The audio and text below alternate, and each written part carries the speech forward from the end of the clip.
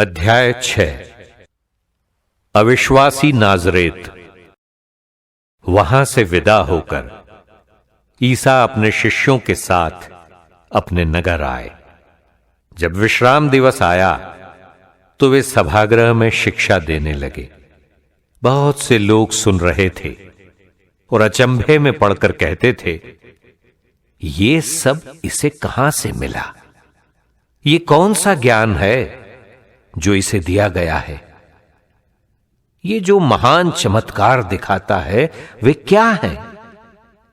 क्या ये वही बड़ाई नहीं है, मरियम का बेटा, याकूब, यूसुफ, यूदस और सिमोन का भाई? क्या इसकी बहनें हमारे ही बीच नहीं रहती? और वे ईसा में विश्वास नहीं कर सके।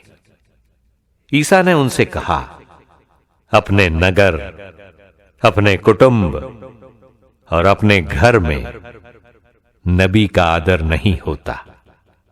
वे वहां कोई चमत्कार नहीं कर सके। उन्होंने केवल थोड़े से रोगियों पर हाथ रखकर उन्हें अच्छा किया। उन लोगों के अविश्वास पर ईसा को बड़ा आश्चर्य हुआ। 12 का प्रेषण। ईसा शिक्षा देते हुए गांव-गांव घूमते थे। वे 12 को अपने पास बुलाकर और उन्हें अबदूतों पर अधिकार देकर 2-2 करके भेजने लगे। ईसा ने आदेश दिया कि वे लाठी के सिवा रास्ते के लिए कुछ भी नहीं ले जाएं, न रोटी, न झोली, न फेंटे में पैसा। वे पैरों में चप्पल बांधें और 2 कुर्ते नहीं पहने। उन्होंने उनसे कहा, जिस घर में ठहरने जाओ, नगर से विदा होने तक वहीं रहो।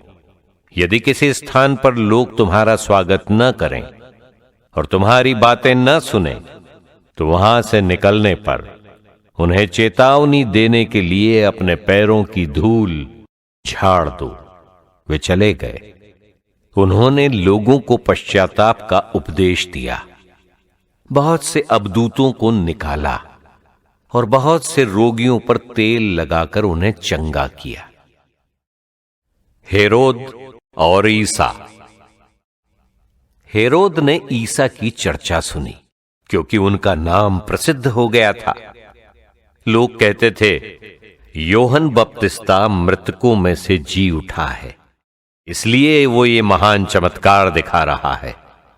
कुछ लोग कहते थे, ये एलियस है। कुछ लोग कहते थे, ये पुराने नबियों की तरह कोई नबी है। हेरोद ने ये सब सुनकर कहा, ये योहन ही है जिसका सिर मैंने कटवाया है और जो जी उठा है। योहन बपतिस्ता की हत्या।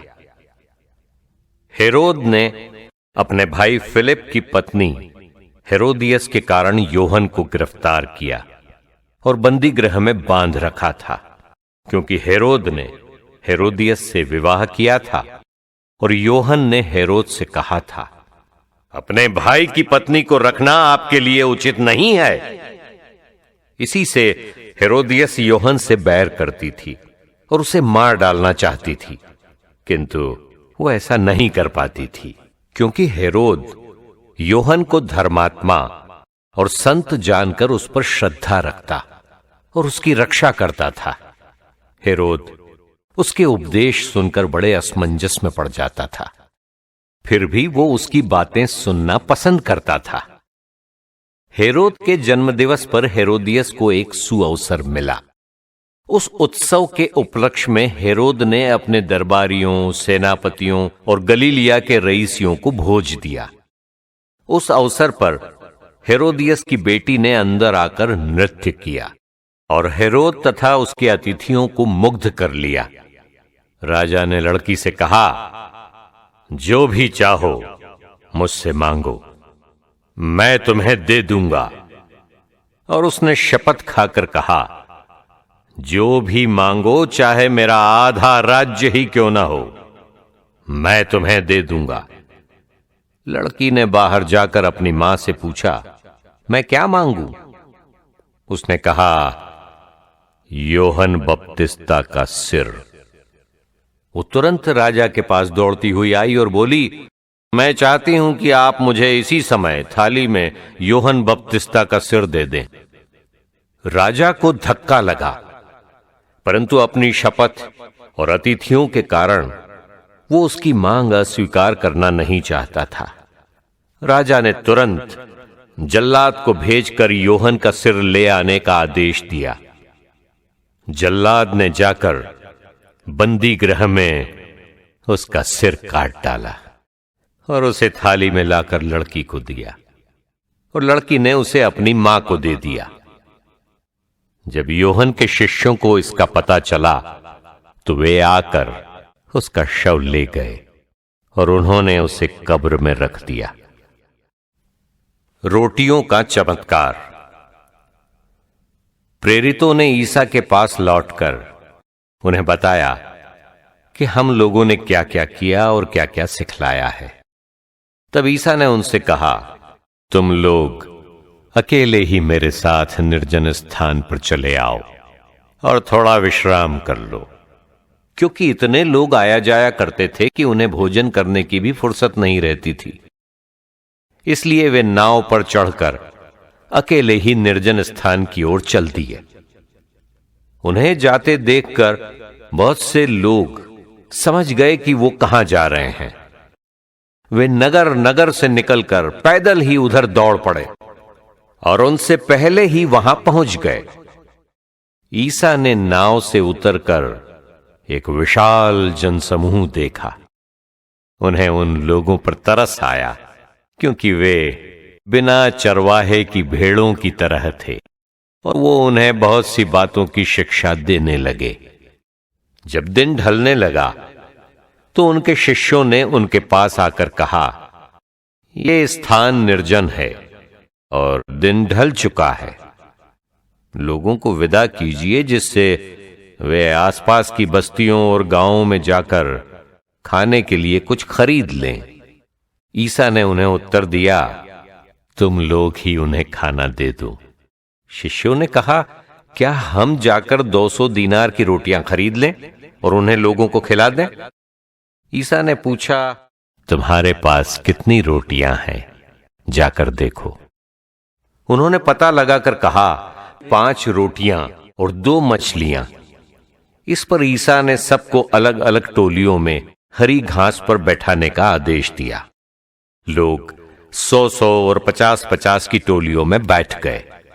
ईसा ने वे 5 रोटियां और 2 मछलियां ले ली और स्वर्ग की ओर आंखें उठाकर आशीष की प्रार्थना पढ़ी।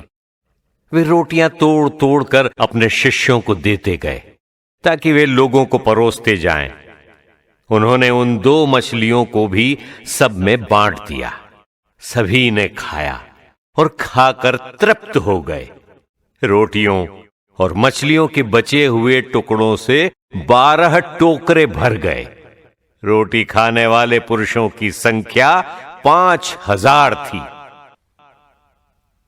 ईसा समुद्र पर चलते हैं। इसके तुरंत बाद ईसा ने अपने शिष्यों को इसके लिए बाध्य किया कि वे नाव पर चढ़कर उनसे पहले उस पार बेतसाइदा चले जाएं। इतने में वे स्वयं लोगों को विदा कर देंगे। ईसा लोगों को विदा कर पहाड़ी पर प्रार्थना करने गए। संध्या हो गई थी।